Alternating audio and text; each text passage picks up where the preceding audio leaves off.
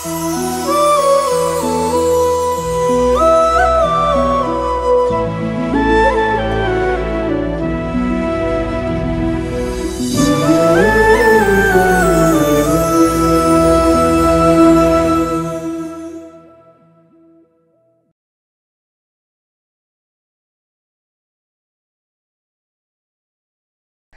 ఈ normal ఆపరేషన్స్కి and laparoscopy through చేసే సర్జరీస్కి ఏంటి డిఫరెన్స్?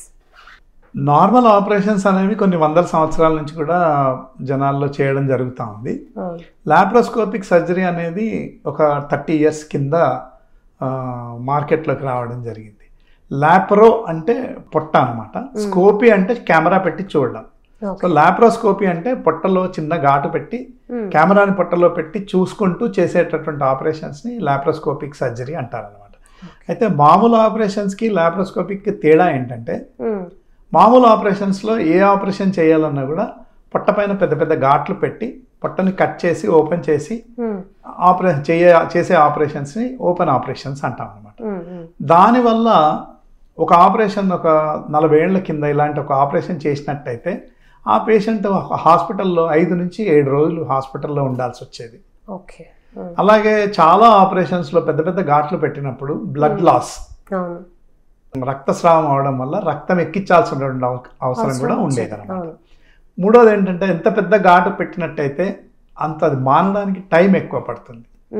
అది మానే వరకు మామూలుగా కొంత ఫిజికల్ యాక్టివిటీ రెస్ట్రిక్షన్ చేయాల్సి వస్తుంటుంది. ఆ పొట్ట మీద పడ్డ ఘాటు మానే వరకు బరువు పనులు చేయకపోవడము, ఇలాంటివన్నీ కూడా కొంత రెస్ట్రిక్షన్స్ ఉండేవి. సో ఈ ఆపరేషన్స్ చేసుకున్న వాళ్ళు పనికి వెళ్ళాలంటే 2 నెలలు, నెల 15 రోజులు, 2 నెలలు పట్టేది. మూడోది, ఇంత పెద్ద ఆపరేషన్స్ చేసినప్పుడు వాళ్ళకి నొప్పి, పెయిన్ కూడా ఎక్కువ ఉంటుంది అనమాట. ఎంత పెద్ద ఘాటు పెడితే అంత నొప్పి ఉంటుంది. సో ఆ నొప్పి వల్ల వాళ్ళు పనులు చేసుకోలేకపోవడము, నొప్పి వల్ల పెయిన్ కిల్లర్స్ వాడాల్సినటువంటి అవసరం రావడము, సో నొప్పి వల్ల ఎక్కువ రోజులు హాస్పిటల్లో ఉండాల్సినటువంటి అవసరం రావడం.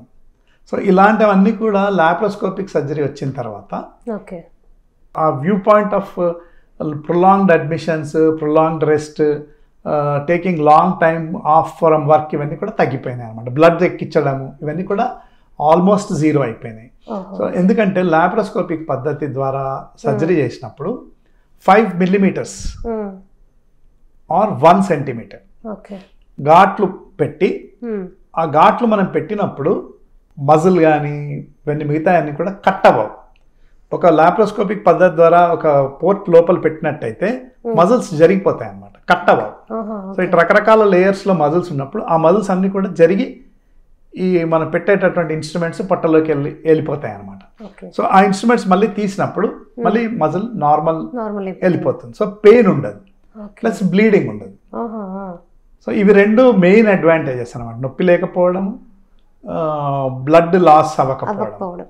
అయితే ఇంకా కొన్ని అడ్వాంటేజెస్ ఏంటంటే, ఇప్పుడు ఈ లాప్రోస్కోపిక్ పద్ధతి ద్వారా మనం చేసేటటువంటి దాంట్లో మనం వాడేటటువంటి కెమెరా సిస్టమ్స్ 4K ప్లస్ ఆ టెలిస్కోప్ ఏదైతే మనం వాడతామో ఆ టెలిస్కోప్తో మ్యాగ్నిఫికేషన్, మామూలు కళ్ళతో చూసేటటువంటి స్ట్రక్చర్స్ని కూడా లాప్రోస్కోపిక్ ద్వారా చేసినప్పుడు 4 రెట్లు 8 రెట్లు మ్యాగ్నిఫై చేసుకోగలం, జూమ్ చేసుకోగలం. సో మనం చిన్న చిన్న స్ట్రక్చర్స్ కూడా పెద్దగా కనిపిస్తాయి.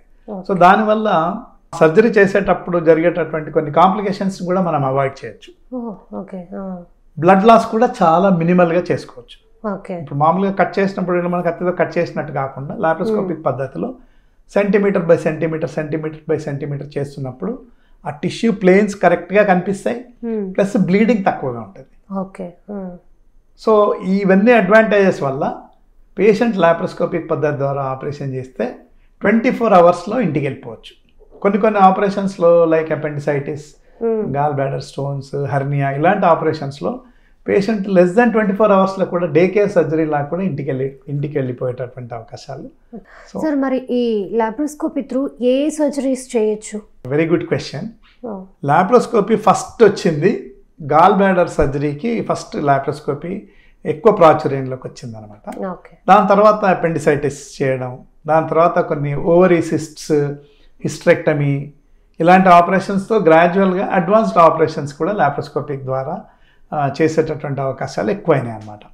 ఇవన్నీ కూడా టెక్నాలజికల్ డెవలప్మెంట్స్ కెమెరా సిస్టమ్స్లో కానీ లైట్ సోర్సెస్లో కానీ తర్వాత ఎనర్జీ సోర్సెస్ అంటే ఆపరేషన్ చేసేటప్పుడు టిష్యూని కట్ చేయడానికి వాడేటటువంటి ఇన్స్ట్రుమెంట్స్లో మార్పులు రావడం, అడ్వాంటేజెస్, హై లెవెల్ ఎక్విప్మెంట్ రావడం వల్ల అన్ని రకాల ఆపరేషన్స్ కూడా ఇవాళ లాప్రోస్కోపిక్ పద్ధతి ద్వారా చేయగలుగుతున్నాం. ఇంక్లూడింగ్ ఈవెన్ కిడ్నీ ట్రాన్స్ప్లాంట్స్ కూడా లాప్రోస్కోపిక్ పద్ధతి ద్వారా చేయగలుగుతున్నాం. లివర్ సర్జరీస్ కూడా లాప్రోస్కోపిక్ పద్ధతి ద్వారా చేయగలుగుతున్నాం.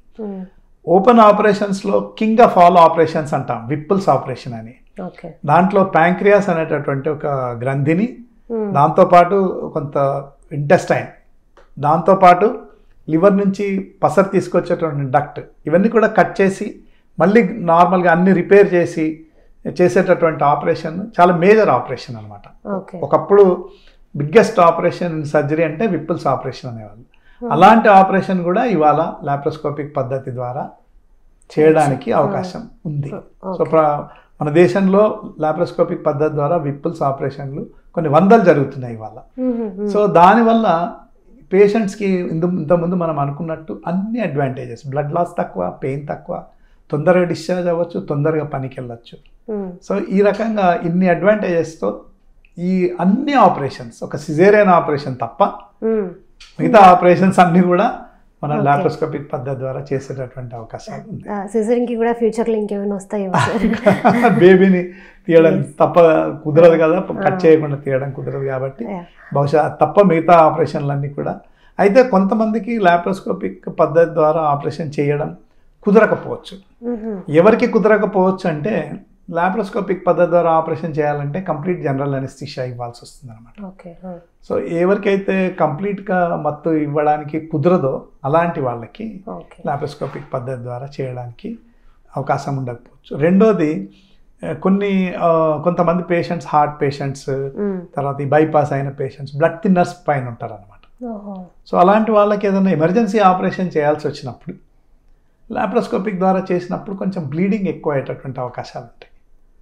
సో అందుకని అలాంటి వాళ్ళకి ఒకవేళ కొంత ఎమర్జెన్సీ ఆపరేషన్ చేయాల్సి వచ్చినట్టయితే ఓపెన్ ఆపరేషన్ చేయాలని జరుగుతుంది.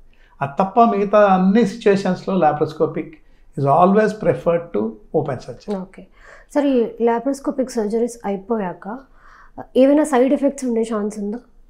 లాప్రోస్కోపిక్ పద్ధతి ద్వారా సైడ్ ఎఫెక్ట్స్ రావడం అనేది మాత్రం చాలా తక్కువ. కొన్ని లాప్రోస్కోపిక్ పద్ధతి ద్వారా చేసిన తర్వాత మేము లాప్రోస్కోపీ అప్పుడు పొట్టలో కొంత కార్బన్ డైఆక్సైడ్ గ్యాస్ నింపి చేయడం జరుగుతుంది అనమాట. సో సర్జరీ అయిన తర్వాత ఒక 24 hours వరకు షోల్డర్ పెయిన్ ఉండేటటువంటి అవకాశం ఉంటుంది. 24 hours వరకు షోల్డర్ పెయిన్ ఉండేటటువంటి అవకాశం ఉంటుంది. మిగతా కాంప్లికేషన్స్ అన్నీ కూడా మనం ఇందాక చెప్పినట్టు బ్లీడింగ్ కానీ, పెయిన్ కానీ, తర్వాత మనం పెద్ద పెద్ద ఘాట్లు పెట్టినప్పుడు ఆ ఘాట్లు కుట్లు సరిగ్గా పట్టుకోకపోతే హర్నియాలు రావడము, ఇవన్నీ కూడా ఓపెన్ సర్జరీలో ఎక్కువ ఉంటాయి. లాప్రోస్కోపిక్ సర్జరీలో అలాంటి అవకాశాలు కూడా బాగా మినిమల్ ఉంటాయి. సో లాప్రోస్కోపిక్ సర్జరీలో వచ్చే కాంప్లికేషన్స్ ఓపెన్ సర్జరీతో పోల్చినట్టయితే. సార్, ఇన్సిషనల్ హెర్నియా అంటే ఏంటి అసలు? ఇది దేనికి చేస్తారు? ఇన్సిషనల్ హెర్నియా అంటే, ఇన్సిషన్ అంటే కట్ చేయడం.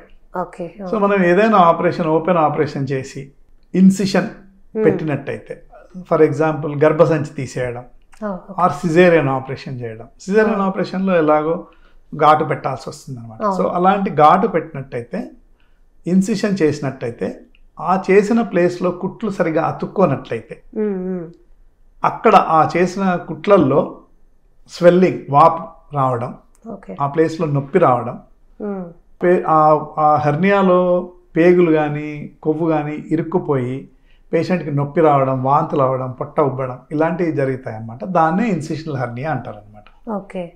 ఈ ఇన్సిషనల్ హెర్నియాలో ఇప్పుడు లాప్రోస్కోపీతో ఏమైనా చేయొచ్చా సర్జరీస్? తప్పకుండా. యాక్చువల్లీ ఇన్సిషనల్ హెర్నియా అనేది మనం ఎంత పెద్ద ఘాటు పెట్టినట్టయితే అంత ఇన్సిషనల్ హెర్నియా వచ్చేటటువంటి అవకాశాలు ఎక్కువ ఉంటాయి. సో దీనికి వీలైనంత తక్కువ ఘాట్లు పెట్టి లాప్రోస్కోపిక్ ద్వారా చేసినట్టయితే మళ్ళీ హెర్నియా వచ్చేటటువంటి అవకాశాలు తక్కువ ఉంటాయి. సో లాప్రోస్కోపిక్ పద్ధతి ద్వారా ఇన్సిషనల్ హెర్నియా ఆపరేట్ చేసి మళ్ళీ రాకుండా ఒక మెష్ పెట్టడం జరుగుతుంది అనమాట లోపల పొట్టలో. సో అలా చేస్తే ఇన్సిషనల్ హెర్నియా మళ్ళీ వచ్చేటటువంటి అవకాశాలు చాలా తక్కువగా ఉంటాయి. కానీ ఒకవేళ ఇన్సిషనల్ హెర్నియాని మళ్ళీ కట్ చేసి మళ్ళీ రిపేర్ చేసినట్లయితే మెష్ పెట్టకుండా ఓపెన్ ఆపరేషన్ మళ్ళీ చేసినట్టయితే హెర్నియా మళ్ళీ వచ్చేటువంటి అవకాశాలు 50% కంటే ఎక్కువ ఉంటాయి అన్నమాట. సో లాప్రోస్కోపిక్ పద్ధతి ద్వారా ఇన్సిషనల్ హెర్నియా ఆపరేషన్ చేయడం వల్ల హెర్నియా మళ్ళీ రాకుండా ఉండేటటువంటి అవకాశాలు ఎక్కువ. Okay sir, thank you.